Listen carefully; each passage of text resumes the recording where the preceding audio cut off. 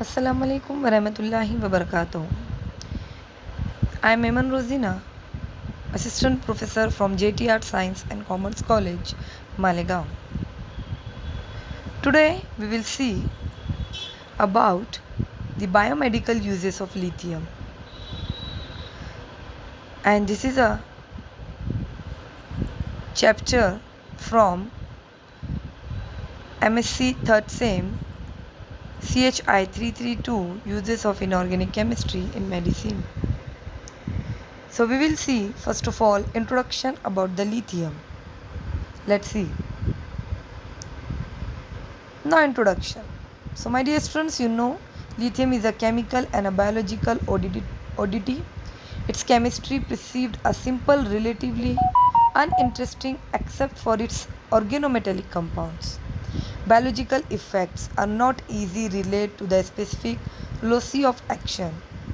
The fascination of lithium that it is the lightest and the smallest with apparently little subtle chemistry to its credit, and yet it has a major and a diverse effect in the body. Recent study of the biological effects of lithium have stretched the scope of its potential uses to include the major disease types such as neoplasm, retroviral infection, and immunological disorder, and for this reason understanding of its cellular mode of action means here lithium has a major disadvantage or a major diverse effect on the body. And in recent studies, the biological effect of lithium is also have stretched the scope of its potential uses to include the major diseases. So many diseases are included here, and these are the neoplasm, retroviral infection, immunological disorder. So since the tiny lithium can cause biological system, it is clear that whatever the process involved, molecular level will shed some light on the disease itself. So the first comprehensive pharma by Mogenso Scow in 1957 described this. Tiny lithium also called biological system. उससे यही clear हुआ कि the process involved, whatever the process involved here, the molecular level will shed some light on the disease itself.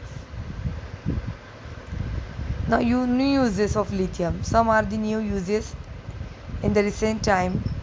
So, hematopoietic process. Second, stimulation of leukocyte, increasing in bone marrow macrophages or immunological responses. These are the some uses. Other are in the blood forming cell.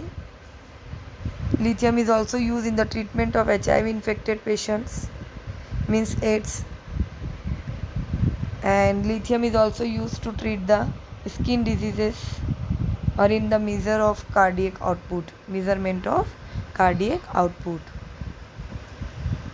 Now we will see about the chemistry of lithium. So here table 1,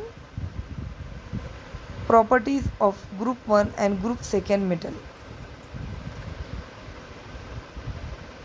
Here lithium, sodium, potassium, magnesium, calcium. Okay, these are the group 1 and group 2 metals. So lithium atomic radius is 1.33, and if we see another metal, sodium 1.57, calcium 1.74, magnesium 1.36, potassium 2.03. Angstrom is the unit. Small z is the charge on ion, and r is the radius of ion. So ionic radius is also 0.609, 0.95, 1.33, means each and every ionic radius is given here. Hydrated radius is also given, polarizing power and electronegativity. If you see the table properly, so you can see that lithium atomic radius and potassium ionic radius are similar to each other. So here so many similarities and differences are given. So let's see. Lithium is the lightest solid element. It has the smallest ionic radius of the alkali metal and the largest field density at its surface. And lithium is the least reactive of the alkali metal. The atomic and ionic radii of lithium and magnesium are similar. If you observe the atomic radii and ionic radii, see here. Atomic radii of lithium is 1.33, magnesium 1.36, means they are similar to each other. Ionic radii is 0.60 and it is 0.65. So ionic radius and atomic radius of lithium and magnesium are similar. The electronegativity is the same as for calcium. If you see the electronegativity, the last line 1 for calcium, and for lithium it is also 1.